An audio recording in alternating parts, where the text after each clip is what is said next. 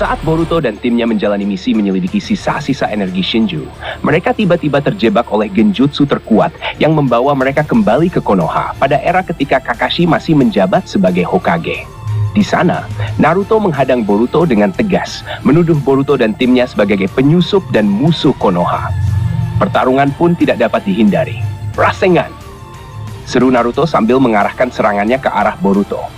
Boruto yang dalam posisi bertahan hanya bisa menghindar dari serangan tersebut sambil berkata, "Kawaki, lindungi Saruto."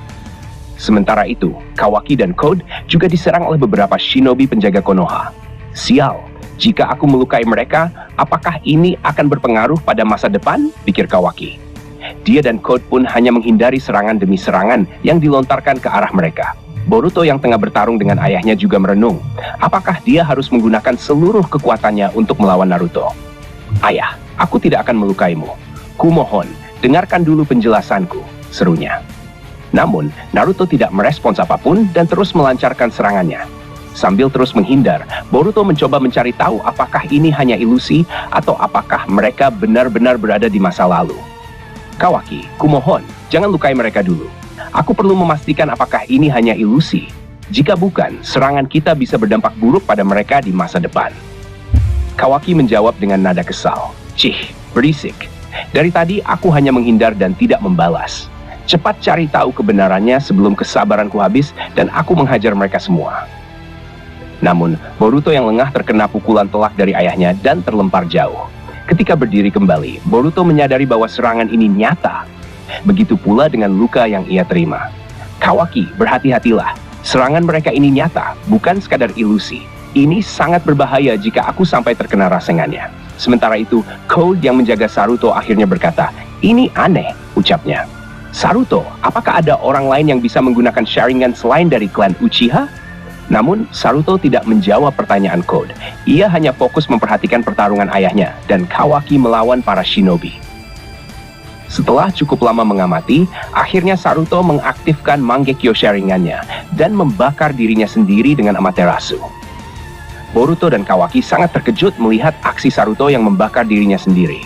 Dalam sekejap, mereka langsung mengaktifkan karma mereka untuk menyerap api yang membakar tubuh Saruto. Namun yang mengejutkan, Boruto tidak sanggup menyerap api tersebut. "Celaka Kawaki, cepat bantu Saruto," teriaknya. Kawaki pun mencoba menyerap api itu. Tetapi ia juga gagal. "Tidak bisa," seru Kawaki dengan wajah panik. Saruto berteriak kesakitan menahan panasnya api yang membakar tubuhnya. Namun tidak lama kemudian, Saruto tersadar dan berhasil melepaskan diri dari genjutsu yang mengikat mereka.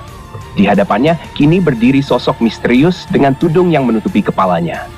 Dialah yang mengendalikan pikiran mereka. "Siapa kau?" tanya Saruto sambil bersiap dalam posisi bertarung.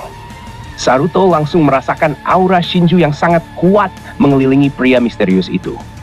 Pria misterius itu hanya terdiam, lalu tertawa dengan suara menggema. "Kau berhasil lepas, bocah. Aku tidak menyangka kau akan membakar dirimu sendiri untuk terbebas dari pengaruhku." Sementara itu, Boruto, Kawaki, dan Code masih terjebak dalam genjutsu. Ternyata, saat mereka berada dalam gumpalan asap di episode sebelumnya, sosok misterius itu langsung muncul dan mengikat mereka semua dalam genjutsu yang sangat kuat.